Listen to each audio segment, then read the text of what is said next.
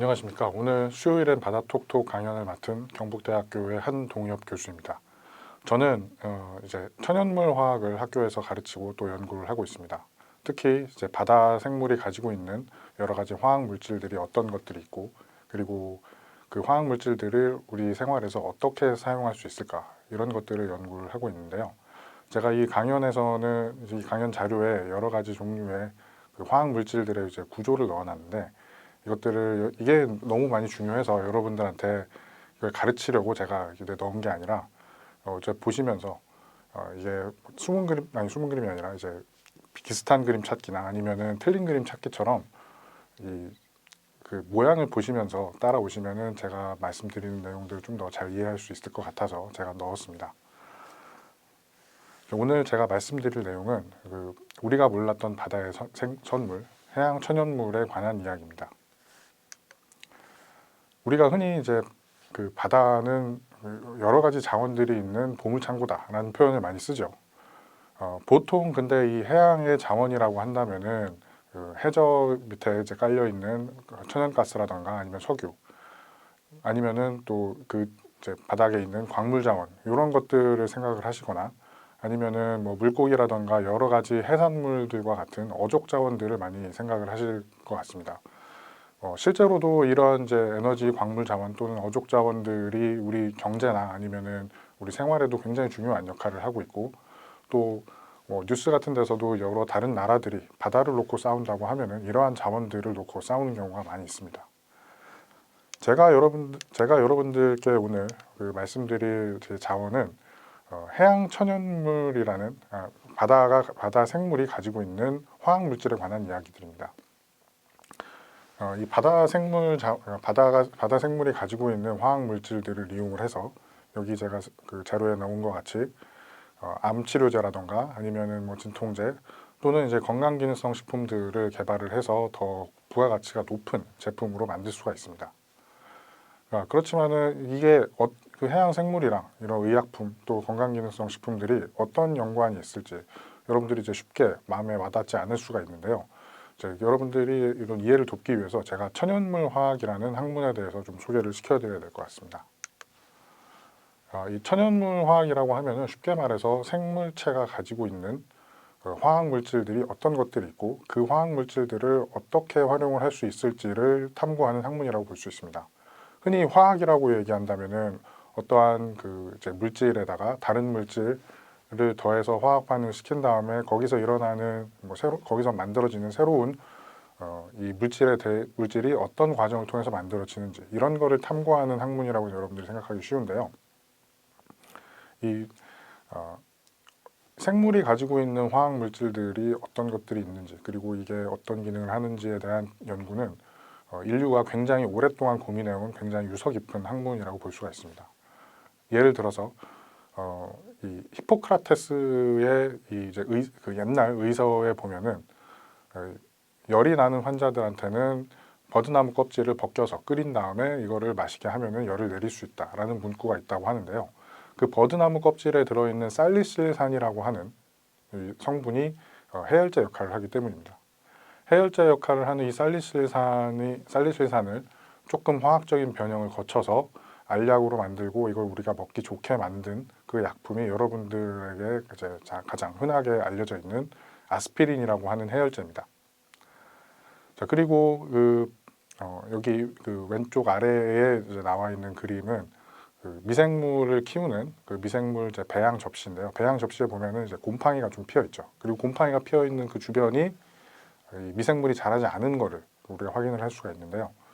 뭐 이렇게 아무렇게나 이 미생물 배양 접시를 뒀다가 와서 이제 며칠 지난 다음에 와서 보니까 이런 곰팡이가 끼어 있는 거를 보고 이거를 지나치지 않은 과학자 그 이제 알렉산더 플레밍이라는 사람이 이 푸른 곰팡이에서 유래된 최초의 항생제인 페니실린을 발견한 계기가 되었었습니다. 이 페니실린이 때마침 이 발견이 잘 되어서 바로 직후에 있었던 그 2차 세계대전에서 수많은 그 병사들이 이제 전장에서 죽지 않고 살아 돌아올 수가 있었습니다. 이렇게 그 우리가 아는 의약품 중에서는 이렇게 그 생물들이 만들어내는 천연물, 요거를 그대로 사용을 한다거나 아니면은 여기로부터 어떤 구조적인 힌트를 얻어서 개발된 것들이 거의 대부분입니다. 통계적으로 보면은 절반 정도가 그에 해당한다고 볼 수 있고 나머지 절반 역시도 여기에 전혀 영향을 받지 않은 거라고 볼 수가 없습니다. 이제 거기에 더해서 식품 연구에서도 이 천연물은 굉장히 중요한 위치를 차지하고 있습니다. 여러분들이 이제 커피를 마시면은 잠이 안 온다는 사실은 다 알고 있죠. 그리고 그 잠이 안 오게 하는 그 화학 성분은 커피에 들어있는 카페인이라는 성분인데, 이 어떤 그 커피에만 해도 수백 종류의 화학 물질들이 섞여 있는데 그 중에서 어떤 것이 이 잠을 안 오게 하는 작용을 가지고 있고, 그리고 어떠한 화학 구조를 가지고 있었는지를 알 수 있었던 것들도 역시 이 천연물 화학이라고 하는 학문이 있었기 때문이죠. 자, 그리고 이제 건강기능성 식품에서도 반드시 이 천연물학적인 연구가 수반이 되어야만이 이 건강기능성 식품도 개발을 하고 또 더 좋은 제품을 개발을 할 수가 있습니다.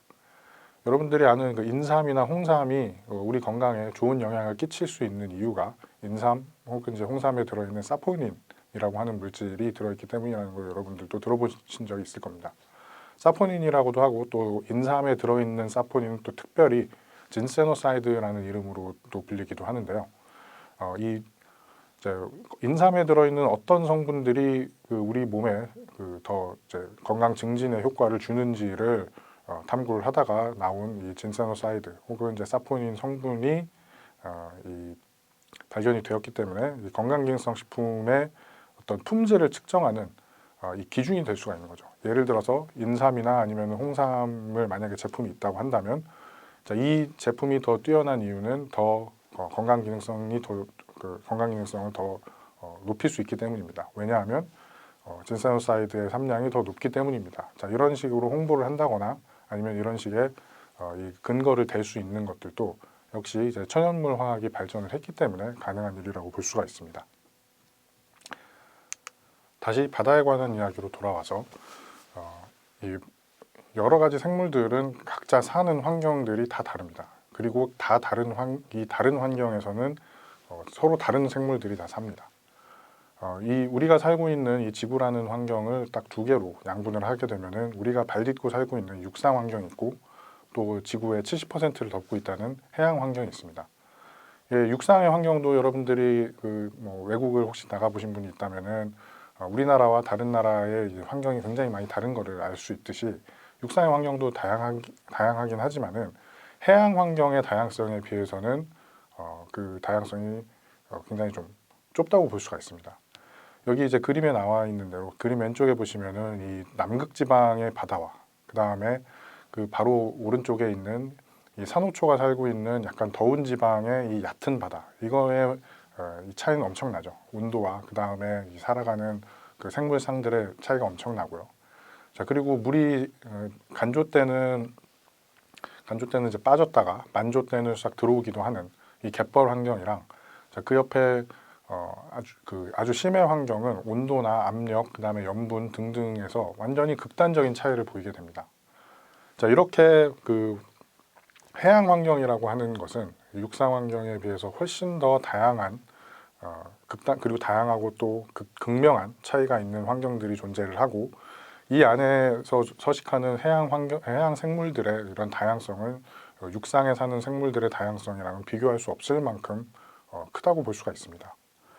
그래서 이 통계적으로는 그 육상에 사는 생물의 종이 한 20% 정도이고 전 지구상에서, 그리고 지구상의 생물의 80%는 해양에 산다라고 하는 이 연구 결과가 있는데요.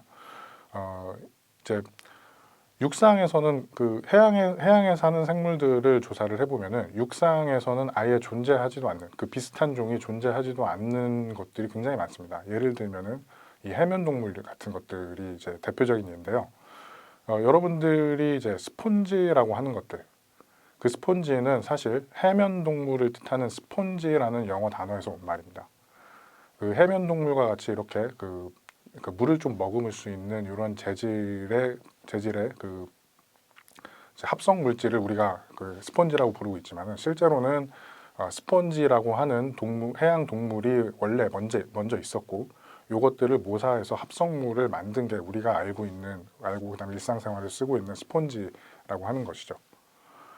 여기에 이제 그 산호나 아니면은 이제 그 산호라던가 말미잘과 같은 이제 강장동물 이런 것들도 그 육상에선 전혀 찾아볼 수가 없고요. 그리고 뭐 불가사리라던가 아니면은 이제 해삼과 같은 국피동물류 요것들도 마찬가지고 태형동물 이런 것들은 육상에선 전혀 찾아볼 수 없고 해양에서는 굉장히 이 해양 환경에 따라서 다양한 종류들의 그 이제 다양한 종이 분포를 보이는 특징을 가지고 있습니다. 이렇게 그 어떤 종의 다양성이 다양하다 보니까 이 각각의 종이 만들어내는 화학 물질의 다양성도 굉장히 큽니다. 그래서 앞서 얘기했었던 뭐 곰팡이라던가 아니면 여러 가지 식물들에서 나오는 천연물들과는 비교할 수 없을 만큼 다양한 종류의 화학 물질들을 우리가 관찰을 할 수가 있습니다. 자, 근데 이렇게 다양성이 큰 이 해양 생물에 들어있는 이 해양 천연물들, 이 중요성에 비해서는 그동안 연구가 그렇게 많이 되진 않았었습니다. 그동안이라고 하는 거는 사실 이제 20세기에 들어와서 1900년대 이때쯤부터 시작을 하기는 했었는데 육상 천연물을 이제 우리가 활용을 해서 의약품을 만든다거나 아니면 뭐 건강식품을 만든다거나 등등의 노력보다는 최초의 어떤 그 해양 천연물 화학에 대한 연구는 그 해양 생물이 가지고 있는 독성 물질부터 우리가 탐구를 진지하게 시작을 했습니다. 예를 들면은 이 어패류를 잘못 먹었을 때 마비 증상이 오는 그 이런 현상 등을 탐구를 하다가 실제로 어패류에 들어있는 독인 이 삭시톡신을 이제 발견을 하게 됐는데 나중에 더 추가적인 연구를 통해서 이 삭시톡신은 이 어패류 자체가 아닌 그 적조 그 플랑크톤에 의해서 합성이 된다는 사실을 이제 뒤늦게 알게 되었습니다. 그리고 또 그 보거가 가지고 있는 보거를 잘못 먹어도 이제 그 마비 증상이 올 수가 있는데 그 보거의 그 마비독은 테트로도톡신이라고 하는 이 사실은 이제 1900년대 초에 돼서야 이렇게 그 알려지기 시작을 했습니다. 일전에 아까 앞서서 말씀드렸었던 그 이제 이 버드나무 껍질 추출물이 이 해열 작용이 있다라는 사실이 한 수천 년 전부터 알고 있던 사실이고 그걸로부터 실제로 이제 살리실산으로부터 합성되어서 이제 알약으로 이런 그 아스피린이 판매됐었던 그 시점이 1899년인데 그에 비하면은 해양 천연물이 이렇게 태동하고 또 이제 연구를 사람들이 이제 하기 시작한 거는 굉장히 좀 상대적으로 늦었다고 볼 수가 있습니다. 사실 해양 천연물의 연구가 늦게 시작된 이유 중에 하나는 해양 생물 자체를 채집하는 기술이 그렇게 많이 발전되지 않았기 때문이죠. 뭐 이제 어류라던가 아니면은 뭐 이런 어패류 같은 것들을 이제 먹기 위해서 채집하는 뭐 이런 간단하게 채집하는 건 있을 수 있었지만은 본격적으로 더 깊은 바다에 들어가서 또 오랫동안 체류하면서 해양 생물들을 관찰하고 채집할 수 있는 이런 기술들이 이 20세기에 넘어와서 스쿠버 다이빙 기술이나 아니면 뭐 수중 탐사 로봇 이런 것들이 발전이 되면서부터 실제로 우리가 이제 그 연구의 대상이 될 수 있는 해양 생물들을 좀 더 체계적으로 수집을 하고 분류를 할 수가 있었습니다. 그래서 이때를 대략 한 1960년대로 보게 되는데 그래서 1960년대부터는 많은 종류의 해양 동물, 해양 식물 이런 것들을 채집을 해서 그 안에 어떤 화학 물질들이 들어있는지의 연구가 시작되게 됩니다. 해양 천연물을 연구하는 그 대상이 되는 것들은 생물들이랑은 조금 결이 좀 다릅니다. 보통 그 육상에 있는 생물 중에서는 그 식물들을 위주로 이 천연물 연구를 많이 진행을 하였었는데요. 특이하게도 이 바다 생물 중에서는 주로 동물이 대상이 된 적이 많았었습니다. 그 동물 중에서도 여러분들이 가장 친숙한 어떤 어류나 아니면 이제 어패류 이런 거보다도 이 바닥에 부착돼서 사는 특이한 이런 동물들이 있습니다. 여기 이제 그림에 나와 있는 해면 동물이라던가 산호 같은 이제 강장 동물 또는 말미잘이나 아니면은 강장 동물에 속한 말미잘 또 뭐 해삼이라던가 이런 극피동물, 또 태형동물 같은 경우에는 이렇게 동물의 형상을 했다고 보기도 어려울 정도로 굉장히 그 독특한 모양을 가지고 있죠. 거기에다가 이제 그 최근에는 이제 해양 미생물도 이제 해양 천연물 화학의 연구 대상으로 많이 이제 급부상하고 있는 상태입니다. 자, 이렇게 비교적 조금 짧은 역사를 가지고 있는 이 해양 천연물이라고 하는 이 학문의 역사에 비해서는 여기로부터 그 이제 얻어진 굉장히 좋은 연구 결과들이 많이 있습니다. 뭐 제가 이제 몇 가지 예를 지금부터 말씀을 드리는데요. 이 할리콘드리아라고 하는 해면에서 이 할리콘드린 B라고 하는 매우 강력한 항암 물질이 이제 발견이 된 적이 있습니다. 이 할리콘드린 B는 워낙에 이렇게 그림에 보다시피 구조가 굉장히 복잡하고 또 할리콘드리아 이 해면을 그 추출을 해서 할리콘드린 B를 얻는다 하더라도 이렇게 의약으로 쓸 수 있을 만큼 충분한 양을 얻기는 좀 어려웠습니다. 그래서 처음부터 화학적으로 이제 합성을 하려고 연구를 많이 진행을 했었는데, 이 할리콘드린 B 전체적인 구조의 약간 이 오른쪽 부분, 자, 이 부분이 그 실제로 항암 활성을 나타내는 부분이라는 거를 이제 연구를 통해서 알게 된 다음부터는 조금 더 그 화학적으로 합성하기에 구조가 비교적 좀 간단한, 그러니까 대신에 이 항암 활성을 가지고 있는 구조를 그대로 유지하고 있는 에리블린 B라고 하는 새로운 항암제를 개발을 해서 에이사이라고 하는 제약회사에서 유방암 치료제로 내놨습니다. 그래서 그 실제로 판매되는 이제 약 이름은 할라벤이라고 되어 있는데요. 비록 이 양이 너무 적고 그리고 그 필요할 때마다 할리콘드리아라고 하는 그 해면을 채집을 하는 게 좀 어렵기 때문에 이 할리콘드리아 추출물 그대로를 의약품으로 사용할 수는 없었지만은 새로운 항암제를 발굴을 하는데 굉장히 그 중요한 단초를 제공한 측면이 의미가 깊다고 할 수 있습니다. 자, 그리고 이 카리브해 유령 멍게에서 이제 발견이 된 트라벡테딘이라고 하는 강력한 항암 효과를 가진 해양 천연물이 있는데요. 요거 역시도 저 유령 멍게가 보다시피 한 번에 채집할 수 있는 양이 그렇게 많지도 않고 그리고 그렇게 많이 서식하지도 않습니다.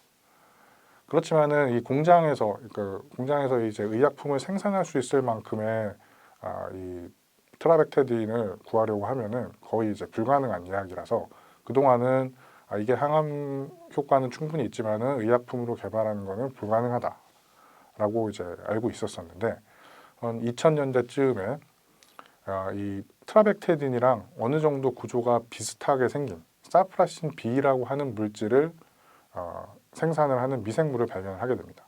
그래서 사프라신 B를 대량으로 만들 수 있을 정도로 그 미생물을 배양을 한 다음에 여기로부터 사프라신 B를 추출을 하고 그다음에 약간의 화학적인 그 변화를 거치면은 트라벡테딘을 만들 수 있다.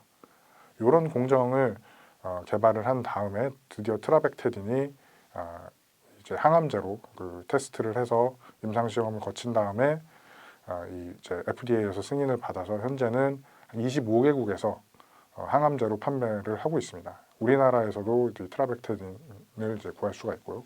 상표명은 이제 욘델리스라는 이름으로 판매가 되고 있습니다. 자, 그리고 이 청자고등은 생긴 거는 굉장히 좀 평범하게 생긴 거와는 다르게 이게 육식동물입니다. 이게 저 촉수에서 그 강력한 독을 이제 뿌릴 수가 있는데 지나가는 물고기를 아주 빠르게 촉수로 콱 한번 찌른 다음에 마비를 시킵니다. 그 마비시키는 저 독이 지코노타이드라고 하는 좀 복잡하게 생긴 저 화학 물질인데요. 그 지코노타이드에 이제 그 사람이 이제 중독이 되게 되면은 사람도 바로 목숨을 잃을 정도로 굉장히 강력한 독입니다. 근데 자, 이 독을 적절한 농도로 약간 농도를 낮춰서 사용을 했을 경우에는 매우 강력한 그 진통 작용을 보이는 것이 알려져서 이 진통제 의약품으로 개발이 됐는데 이 말기 암 환자 같은 경우에는 그러니까 죽기 직전까지의 이 진통이 상상을 초월합니다. 그래서 모르핀의 한 100배에서 1000배 정도로 굉장히 강력한 이 지코노타이드를 투약을 해서 이제 돌아가시기 전까지 비교적 좀 고통을 좀 경감시켜주는 의약품으로 지금 사용이 되고 있습니다.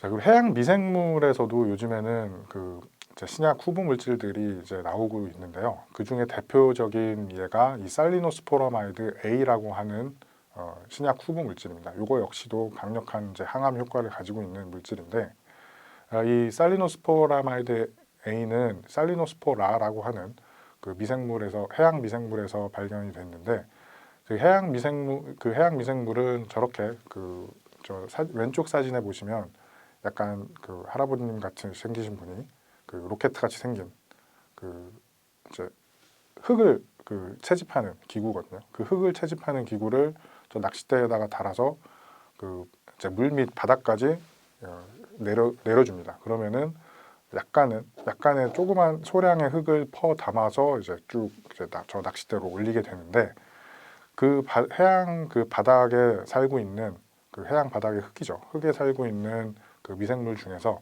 이 살리노스포라를 분리를 해내고 이거를 대량 배양을 해서 살리노스포라마이드 A라고 하는 강력한 항암 물질을 발굴을 했습니다.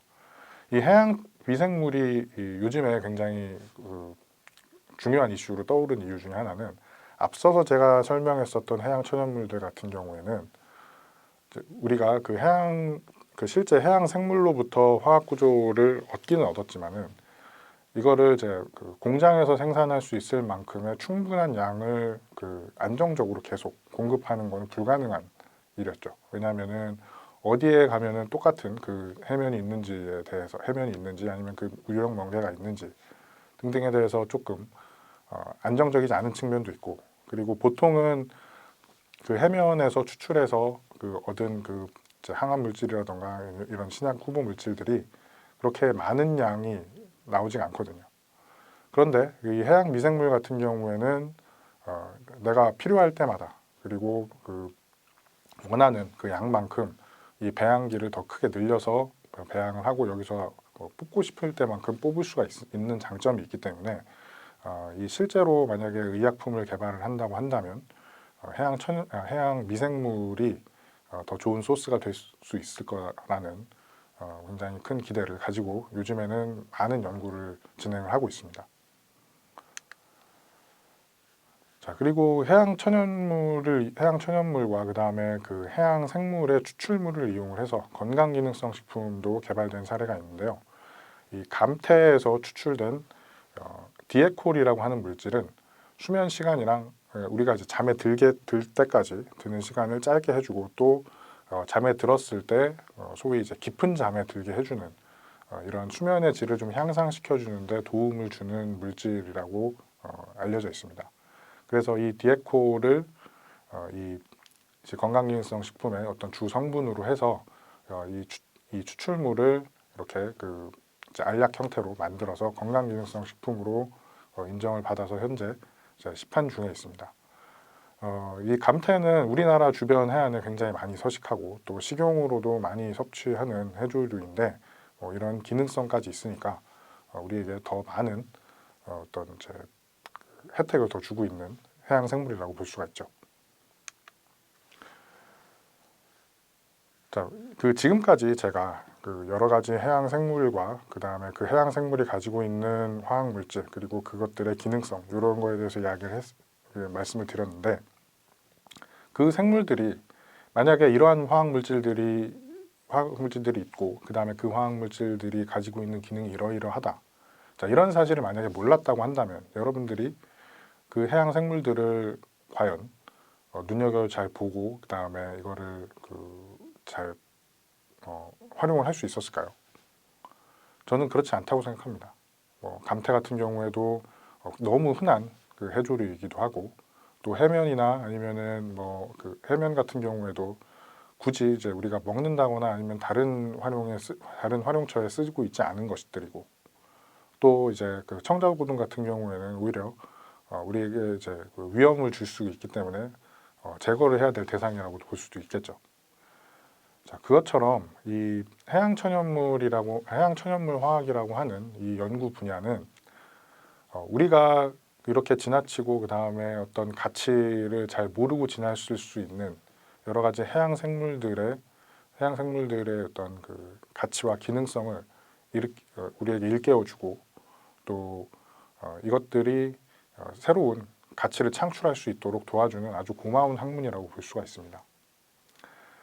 여기 아까 제가 이제 그 예로 들었었던 그 의약품 중에서 그 욘델리스라고 하는 그 유령멍게에서 나온 그 항암제 같은 경우에도 2007년도에 처음 항암제로 승인이 되었는데 뭐 첫 2년간은 이제 매출액이 1,240억 원인데 그 이후에 그 여러 나라와 여러 암에 대한 그 치료제로 승인이 되고 나서부터는 연간 거의 10억 유로 정도, 우리나라 돈으로 환산을 하면은 1조 3,500억 원 정도의 매출이 이제 기록을 하고 있습니다. 자, 1조 3,500억 정도면은 우리나라에서 가장 매출액을 많이 이제 달성을 하고 있는 제약회사의 1년 매출 전체보다도 조금 많은 수준이거든요.